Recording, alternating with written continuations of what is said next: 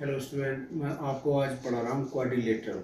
ठीक है, मैथमेटिक्स में क्वाड्रिलेटरल क्या होता है। तो बच्चों, क्वाड्रिलेटरल मैथमेटिक्स में होता है क्वाड्रिलेटरल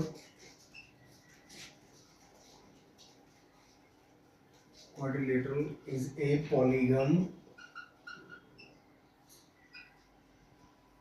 which have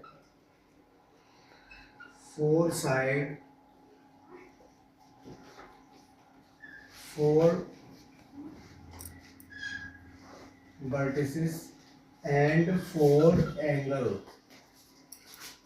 यानी कि वो फिगर जिसके पास फोर साइड होती है, फोर एंगल होते हैं, फोर वर्टिसेस होती है, उस फिगर को हम बोलते हैं क्वाड्रिलेटरल। क्वाड्रिलेटरल के कई कई सारे टाइप्स होते हैं, जैसे कि for example rhombus,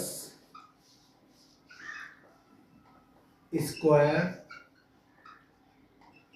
parallelogram and rhombus, square, parallelogram and rectangle. These are the examples of quadrilateral।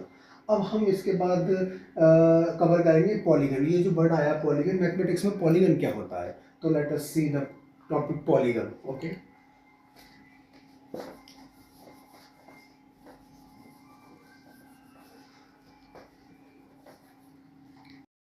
polygon in mathematics is a closed 2D figure which have at least three sides। इस वो figure जो closed होती हैं 2D होती हैं mathematics के अंदर और तीन साइडों से कम मिलकर बनती हैं, उस फिगर को बोलते हैं हम polygon. Okay, let see, it is closed figure, closed 2D, closed 2D closed figure in 2D, और हर लाइन जो है स्ट्रेट लाइन होनी चाहिए।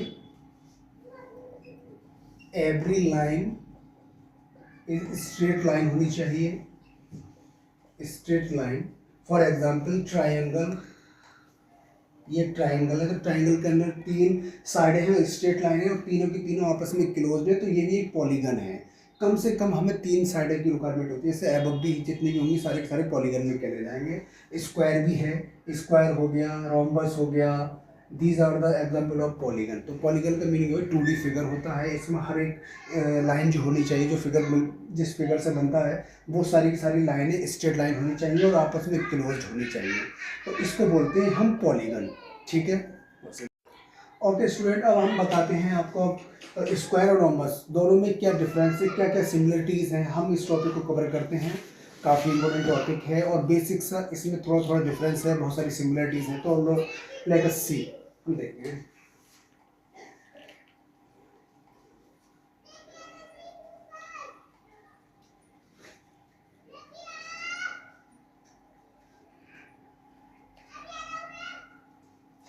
इस तरह की दोनों की फिगर होती है, स्क्वायर की इस तरह की फिगर होती है, रोम्बस की इस तरह की फिगर होती है।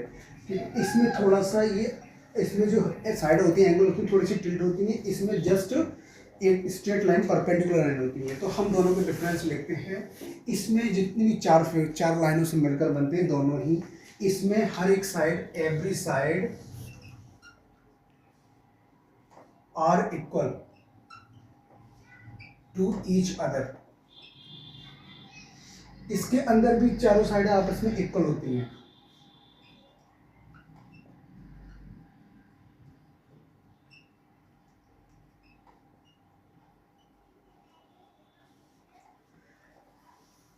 इस स्क्वायर के अंदर हर एक लाइन एक दूसरे पर परपेंडिकुलर होती है। हर एक लाइन परपेंडिकुलर का मीनिंग होता है कि वन लाइन दूसरी लाइन पर 90 डिग्री का एंगल बनाती है, उसको बोलते हैं परपेंडिकुलर लाइन।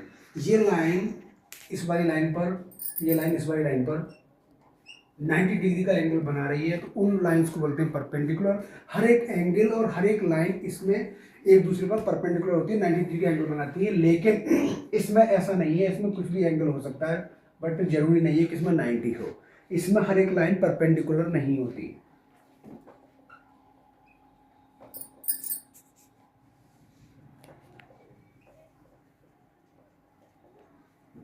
इसमें हर एक लाइन एक दूसरे के ऊपर परपेंडिकुलर होती है, 90 डिग्री एंगल बनाती है, लेकिन इस फिगर में हर एक लाइन परपेंडिकुलर नहीं होती, 90 डिग्री एंगल नहीं बनाती है। और इसके अंदर जो डायगोनल्स होते हैं, इसके अंदर जो डायगोनल्स होते हैं इक्वल होते हैं। दोनों के दोनों जो इसमें डायगोनल होंगे वो दोनों इक्वल होंगे, लेकिन इस फिगर में आपस में जो डायगोनल होंगे वो आपस में इक्वल नहीं होंगे।